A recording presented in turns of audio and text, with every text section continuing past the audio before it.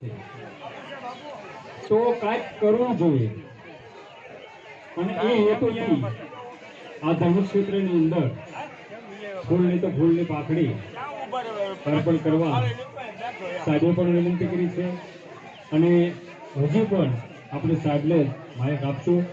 આવતી ચૈત્ર પૂનમ નિમિત્તે જે ભાઈઓને પાટલો લખાવવાની ઈચ્છા હોય, આપણે 5 કુંડ 5 જોડા 10 ગોતવાના છે. કુંડ 5 રહેશે, જોડા 10 કરવાના છે અને એક મેઇન કુંડ એટલે કુલ 11 જોડા આપણે કુંડ ઉપર બેહારવાના છે. તો જે ભાઈઓ તૈયાર ન થાય તો બહેનો પણ પોતાનું નામ લખાવી શકે. કદાચ ભાઈઓ શરમાય કે આપણે ક્યાં જવું, ગઈ પૂનમમાં અમારે બહેનો જ નામ લખાવી ગયા બધા, પછી ભાઈઓને આવવું પડ્યું આવી બેહવા માટે.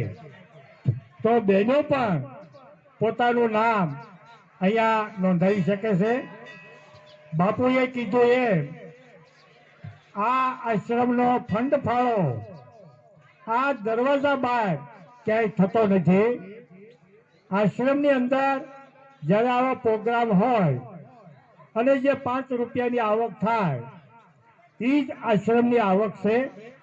છતાં પણ કાર્યો ઘણા થાય છે. 8 લાખ રૂપિયામાં સંડાસ બાથરૂમ ખૂબ અગવડતા હતી તો અહીંયા બનાવવામાં આવ્યા છે.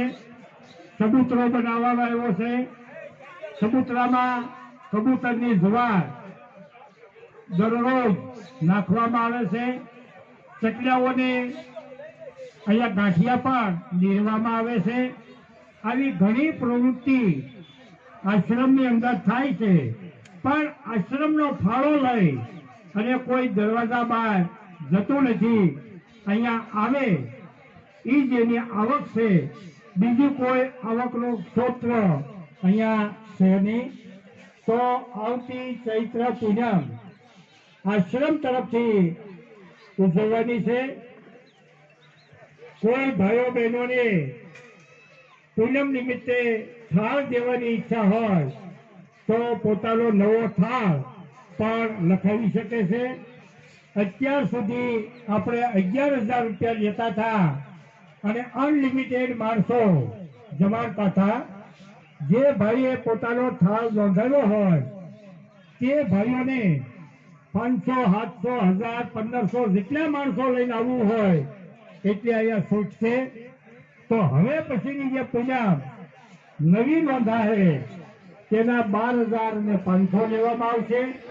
અત્યાર સુધી આપણે 11,000 રૂપિયામાં આ થાળ લેતા હતા, તો હવે પછીનો કિંમત આપણે 12,500 રૂપિયા અમારી અહીંયા મીટિંગ બનેલી અને મીટિંગની અંદર ચડવાનું માટે નક્કી થયેલું કે હવે પછીનો જે થાળ આવે નવો એના 12,500.